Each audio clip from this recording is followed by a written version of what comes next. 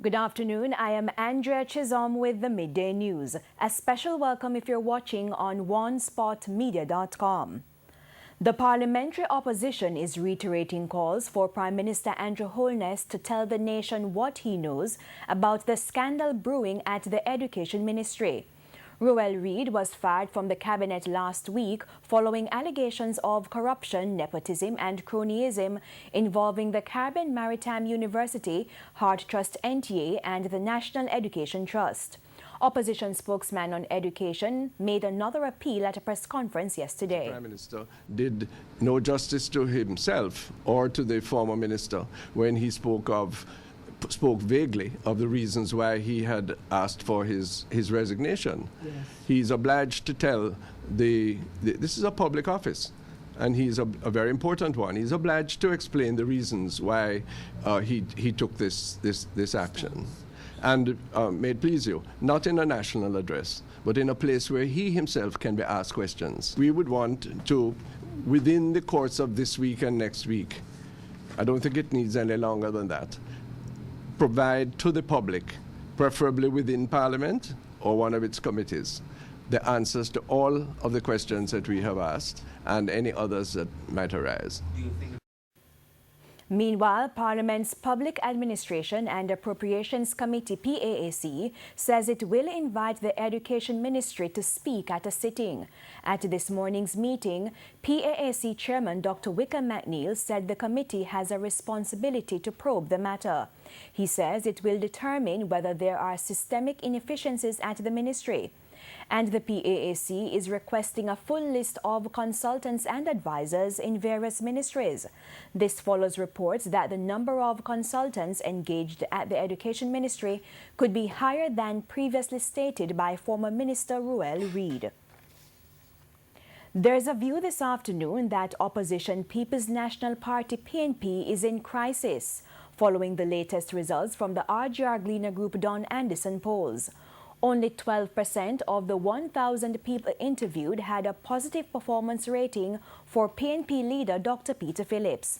37% rated his performance as average and 51% negative.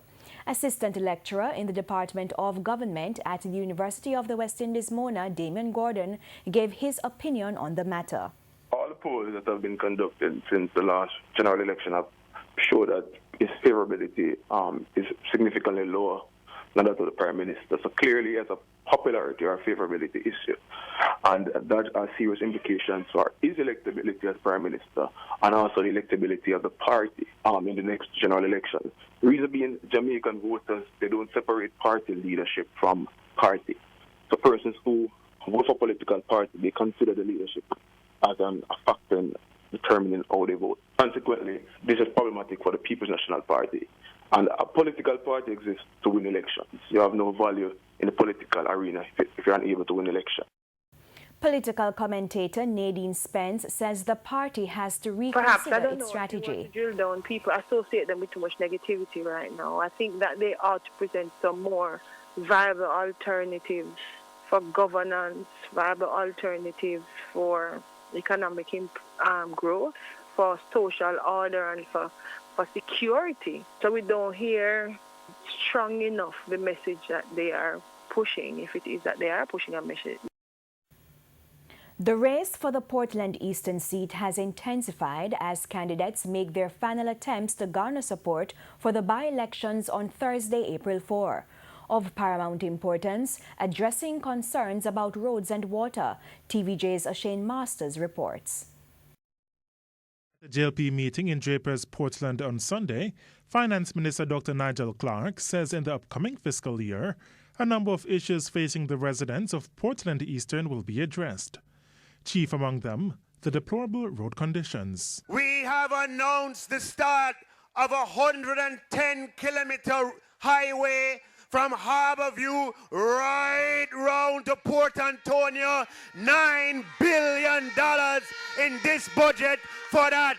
When the work starts on that road, hundreds of people will get jobs on that road. And if you don't get no job, at least you will know somebody who will get a job on that road. No punches were saved as the JLP blasted the People's National Party's management of the constituency. I was walking round with Action Ann today, and I hear that when you turn on the pipe in East Portland, all salt water come through the pipe. After 30 years, you imagine that. I know that your owner is beside the sea, but that is no reason for salt water to be coming through the pipe when you turn it on. We have the most rainfall in the parish, in Jamaica, but none is in our pipes because some homes don't even have pipes. And this is 2019. Dr. Clark says that issue will be addressed through the $800 million which was allocated to the rural water supply. In the meantime, Member of Parliament for St. Mary Western, Robert Montague, is questioning the recent actions which were taken by the political ombudsman, Donna Parchment Brown. A lady wrote a letter complaining that Action Ann must move our sign and that the people who are volunteering to fix road and to improve water supply, they must stop it. The Labour Party had no problem in complying and dealing with the political ombudsman and the office of the political ombudsman. And a question I want to throw tonight, how come the other side, going up and down having health fear, paying lawyer and doctor and having health fear and legal fear, and we don't hear no letter coming from the ombudsman office that they must stop it because that is vote buying? O'Shane Masters, TVJ News. Meanwhile, the People's National Party's candidate for Portland Eastern, Damian Crawford, continues to tout his independence plan for the constituency. He says apart from education, he's looking to empower the youth through athletic programs. We go down to Case the other day, and we said to GC Foster College, which train coaches, we want you to partner with Case so we can get some coaches trained down here, so we can get independence through talent. Usain Bolt is billionaire out of running, and Mrs. Some Pickney run left the truck where I drive. But he will never go to champs because he has a PE teacher for a coach. Speaking at a meeting in Windsor, Mr. Crawford says while he will fight for water and better roads, changing the mindset of people is equally important. A lion, better teach him come how to hunt. If you don't teach him come how to hunt, it will dead for you. But at the same time, a zebra, better teach him picnic how to shift. If you don't teach picnic how to shift, lion will eat him. We will make sure that with all the things that we endure, our children have a better chance of making it. PNP President Dr. Peter Phillips used the conference to lash out at the JLP's candidate Anne-Marie Vaz. He said based on his observations, she will not be able to speak on behalf of constituents. Them not like speech, pretty ugly.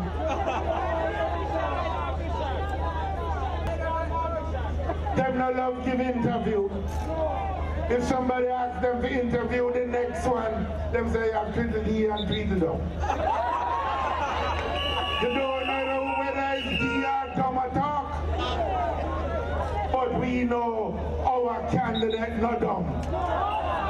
And them no via and them no var, and them can talk for the people that they represent. At least one member of the international community is reacting to the 2019-2020 budget. Asif Ahmad, the British High Commissioner to Jamaica, gave his thoughts at the Jamaica Employers Federation ceremony. More from TVJ's Dwayne Anderson. The budget tabled by Finance Minister Dr. Nigel Clark has not gone unnoticed by the international community. Asif Ahmad, who is the British High Commissioner to Jamaica, labelled the budget brave and a gamble, especially given the sluggishness of the Jamaican economy. That said, he feels the country will reap real benefits.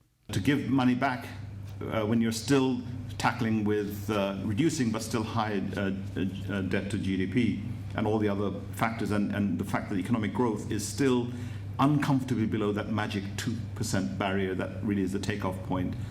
But The gamble, I think, is the right one, and I don't think it's really an open-ended gamble.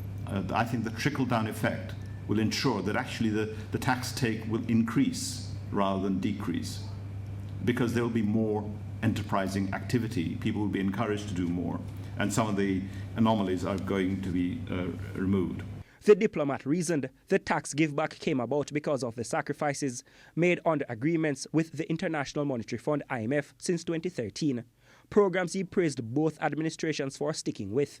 For him, the partnership with the IMF is proof Jamaica needs the world's help to succeed, and thus reaffirmed Britain's commitment to maintaining the rules of free trade so that Jamaica's economic journey isn't stopped by artificially raised barriers. Now, one area in the budget which worried the High Commissioner was the sums the government dedicated to national security. In the upcoming fiscal year, more than $20 billion has been allocated to the National Security Ministry to help crime fighting. In the High Commissioner's view, this spend is tantamount to the Jamaican people robbing themselves. We spend more on security than the pay bill for our Jamaican staff. Now, we can always spend some money on security, but let's say, for argument's sake, that the environment changes so dramatically that we can maybe spend a third of that on security. That means I would have a huge amount of resource at my disposal to do more, to employ more people, and to improve productivity and make a bigger impact than I'm able to. That is the real cost of crime that we are paying, which is we are robbing ourselves the opportunity to create more wealth. Dwayne Anderson, TVJ News. Motorists experienced delays along a section of the Constant Spring Road in St. Andrew this morning due to a broken water main. Head of Operations at the Police Safety and Traffic Enforcement Branch, PSTEB, Superintendent Courtney Kubri, says swift action reduced traffic congestion. They have to put over the flow of traffic traveling towards Armature over onto the northbound for them to flow freely. So what's coming up from Armature along Eastwood Park Road is diverted along Redhill Road. And what is coming off of West Kingshouse Road has to be diverted left in order to allow for Dunrabbin and the upper section of Constant Spring Road to flow freely using the north. For the motorists, they can avoid using that stretch of road. It would be good for an alternate route. And in sports, the ISA Boys and Girls Championship is set to get going at 1 o'clock this afternoon with the preliminaries of the Class 1 Boys Long Jump and the Class 4 Girls 70-meter hurdles. We continue our build-up with the final installment in our series of analysts' predictions. So with less than 24 hours now to go before the 5-day ISA Grace Kennedy Boys and Girls Championships, everyone would like to know the events and athletes to look out for and who will walk away champions. So of course, we've been seeking the opinions of the experts. RJR Gleaner Group track and field analyst Hubert Lawrence gives his athletes and events to watch. On top of everybody's list, of course, is Taylor, the Eden Bennett boy at 800 meters. That whole event is stepping up every week. We see it at the track meets this season. For him to go 1:48.85 with someone right beside him, Tyrese Reed, Spot Valley, 1:49.30. And there's another boy, Kimara Ferguson, Calabar, up until Saturday, even the favorite for the gold medal at 1:49.77. That's a big event. As for the girls' side, Kevona Davis has to be her. She's back in great form again after a gradual working into the season, but at 22.82, she's near on as good as she's ever been. No hundreds yet, so that's a question. And the Central 100 champion, Shajika Steele, is approaching great form again. She's a former Class 3 and Class 4 champion and wants to do a collection with Class 2 gold medals in it in the 100 meters. But at 22.82, Kevona looks like she's back in the top gear again. As for the big question on everybody's lips, who will win the championships? Edwin Allen has managed to get through this season ahead of the field, generally speaking. They didn't do too many doubles at Central Championships, and I think going with a little bit of a margin. 3 really good teams chasing them. Hydale, we've seen them.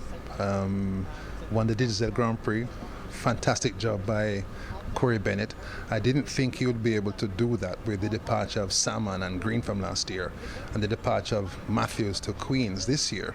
but he has brought back another good squad.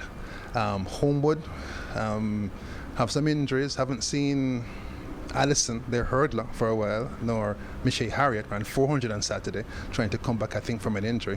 And St. Diego has a very good squad. Boys' side, though, he says, is tougher to call. Closer than close.